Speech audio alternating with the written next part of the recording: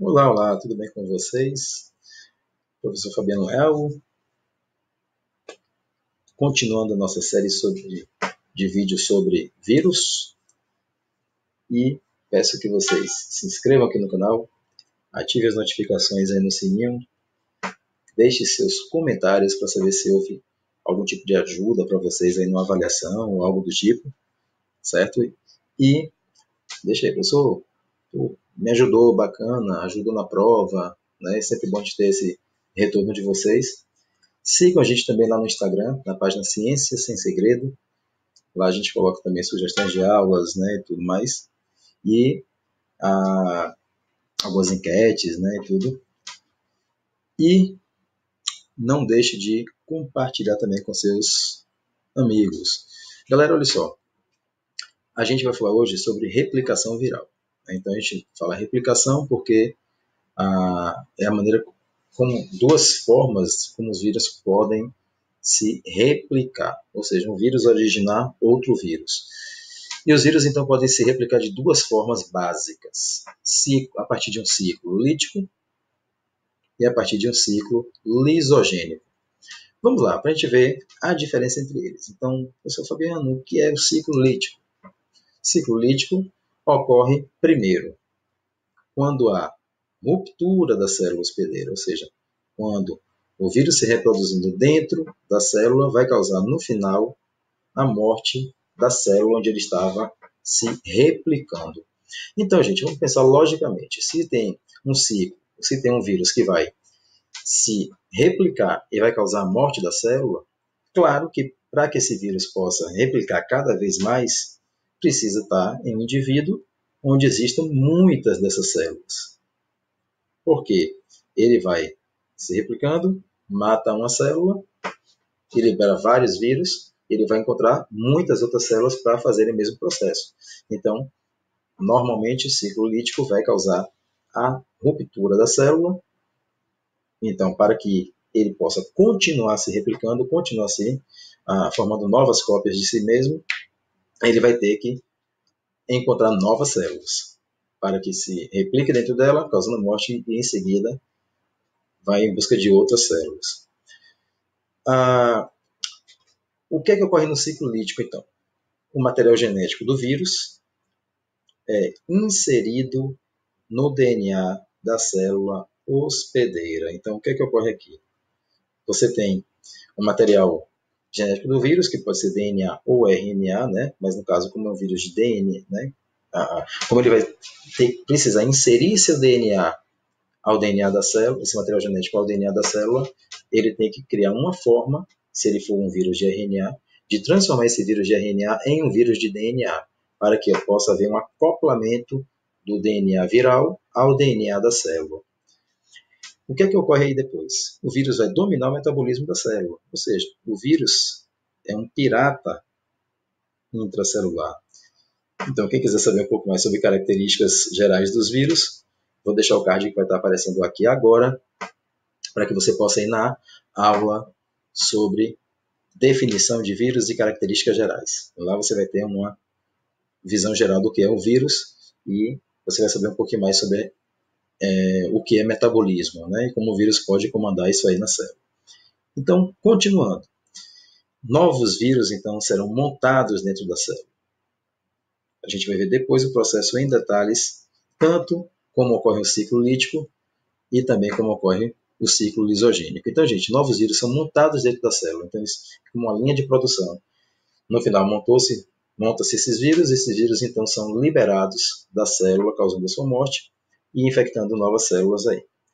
Gente, como esse vírus se reproduz de uma forma muito rápida, né, a partir do ciclo lítico, e vai matar a célula hospedeira, é óbvio que esse vírus vai causar sintomas rapidamente. Então, tem a infecção pelo vírus, ele vai matar, se replicar e vai matar a célula, consequentemente o órgão vai ficar com o funcionamento comprometido, e aí vem os sintomas da doença que esse vírus causa. Se for um vírus que ataca células do sistema respiratório, ele vai causar problemas respiratórios logo a pouco tempo depois que esse vírus entrar no seu organismo. Exemplos, vírus da gripe, por exemplo, né, um vírus que vai se replicar, tem um ciclo curto, quando comparados a outros vírus que nós vamos ver depois. Então, não precisa um tempo muito longo para que os sintomas apareçam após você ter contraído o vírus. Em relação ao ciclo lisogênico, o que é que nós temos? Primeiro, não causa a ruptura da célula hospedeira. Já é uma diferença aqui, ó, entre ciclo lítico e lisogênico, inclusive, essas são as duas principais.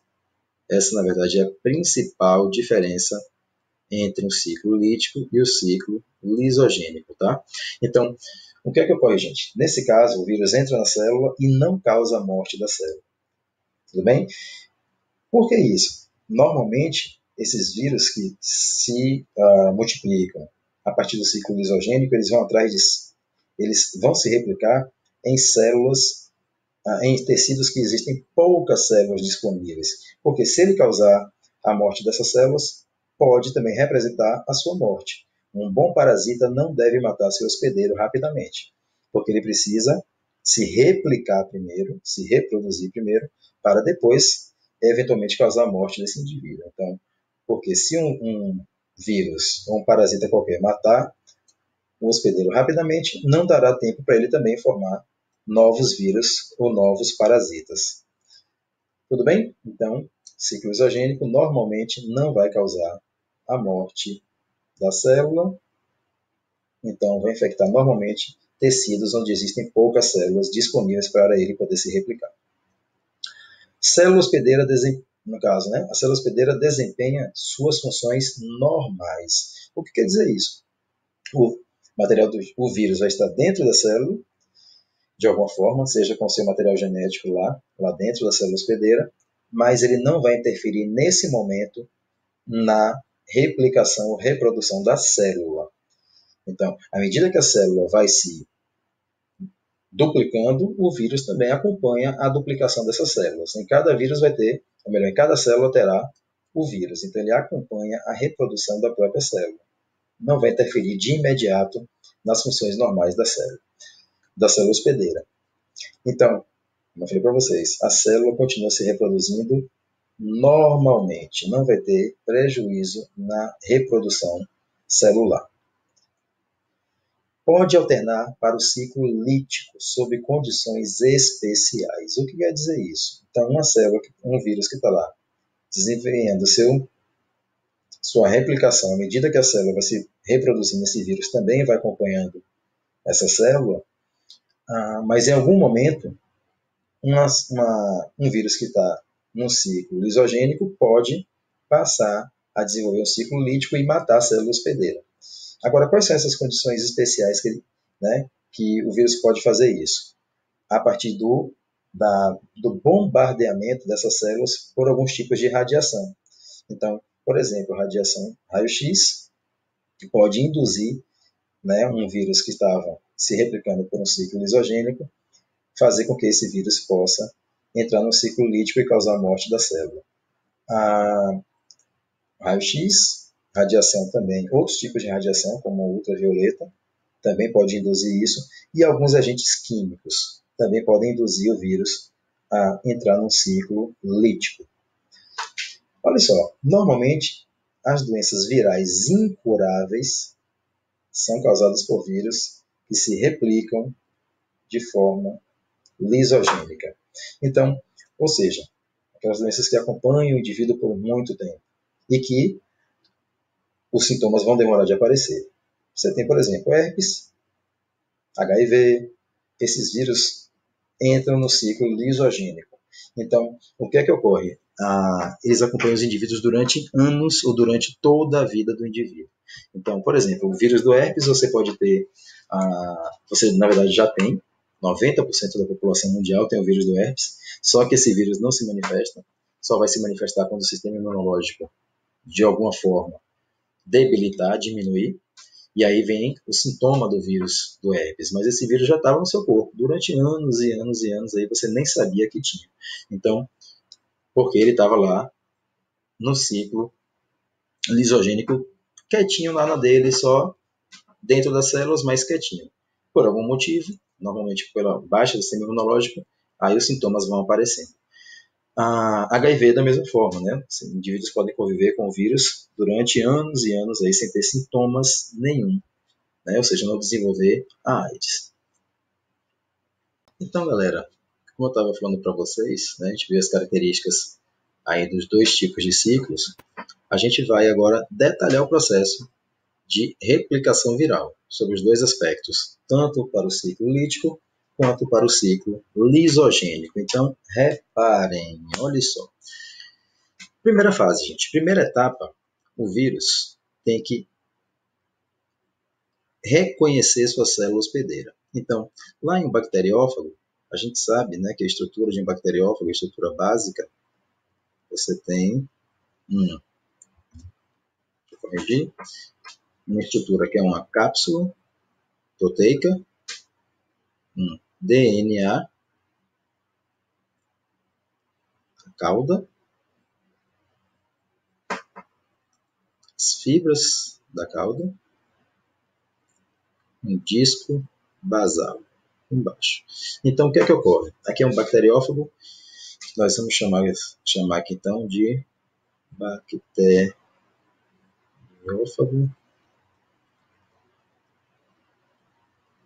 T4.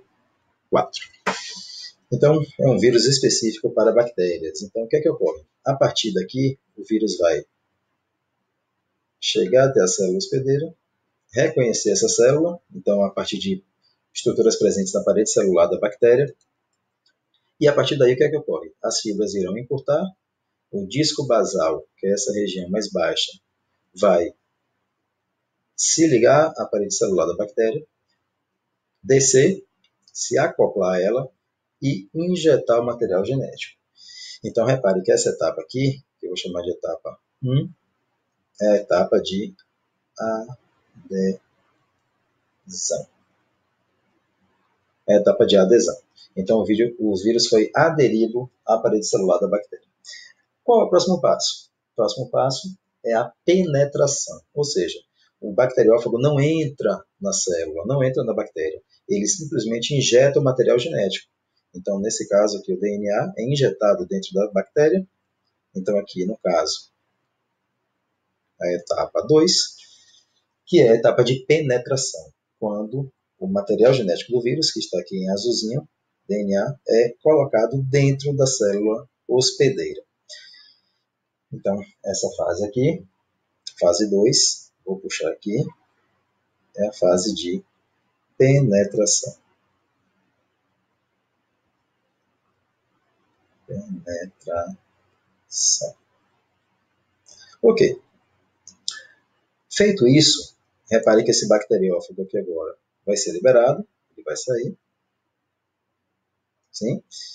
Agora, o que é interessante já ocorreu, que é a colocação do seu material genético dentro da célula hospedeira.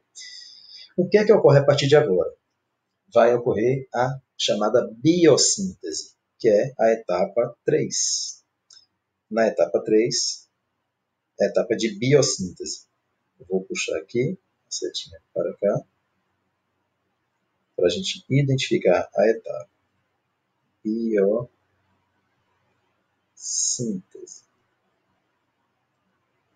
Ok.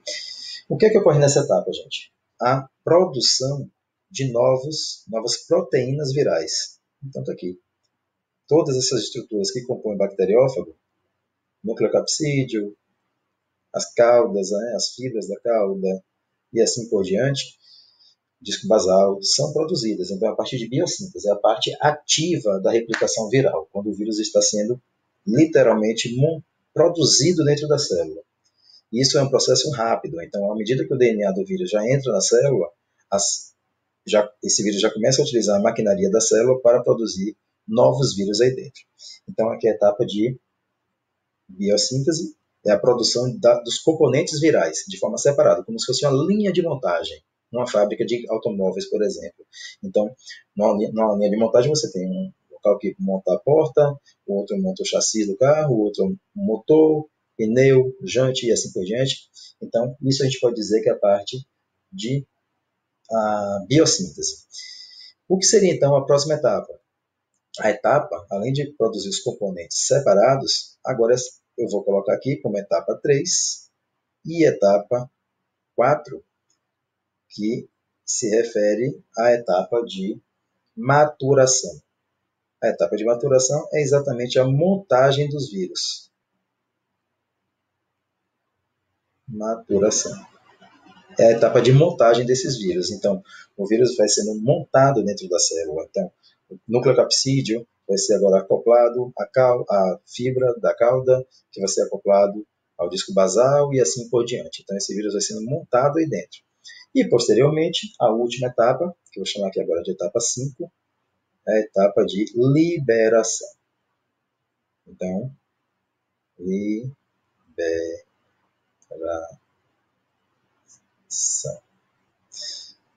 Repare que nesse momento a célula está sendo rompida. Ela está sendo rompida. Então, esse rompimento significa que esse ciclo aqui é um ciclo lítico. Ciclo lítico. Causou o rompimento da célula hospedeira. Só que vamos lá. Falando agora do ciclo, claro, se um é lítico, o outro só pode ser lisogênico. Então, no caso, o outro só pode ser lisogênico. Então, lisogênico.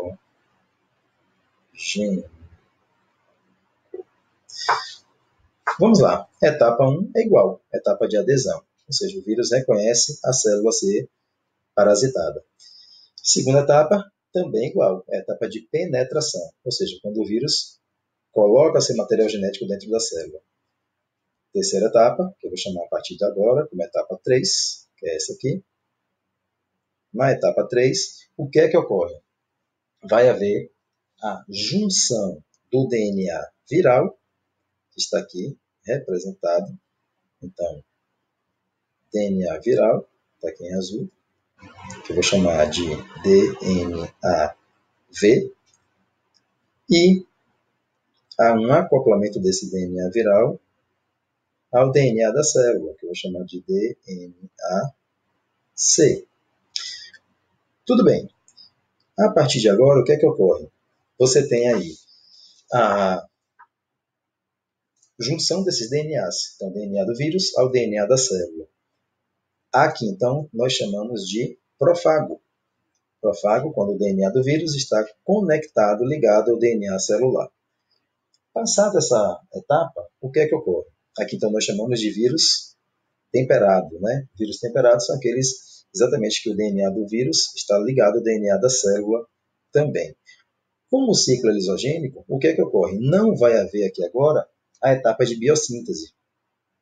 O que é que ocorre? Esse vírus vai esperar a célula se multiplicar. Então, aqui, nessa etapa 4, nós temos o processo de replicação celular. Então, aqui no caso, a célula se duplica. Então, duplicação celular. Só que tem uma coisinha básica aqui. A célula se duplica, levando consigo o DNA do vírus. Então, quando a célula duplica o DNA dela, ela também duplica o DNA do vírus. Então, nós temos aqui vírus temperados. Feito isso, cada célula portando sua partícula viral, está aqui, em azul. Só que, como eu falei para vocês lá no início, pode ocorrer o quê? Desse profago se separar, que é o DNA viral, que está acoplado ao DNA da célula, pode se separar, como está aqui. Então, na etapa 5, esse DNA então se separa e faz com que a célula comece a produzir novas proteínas virais e aí a célula, o vírus, deixa de sair do ciclo lisogênico para entrar no ciclo lítico. Então, aqui eu posso dizer que seria a etapa 6 e a partir daí haveria a montagem de novos vírus e seguiria o ciclo lítico normalmente. Tudo bem, galera?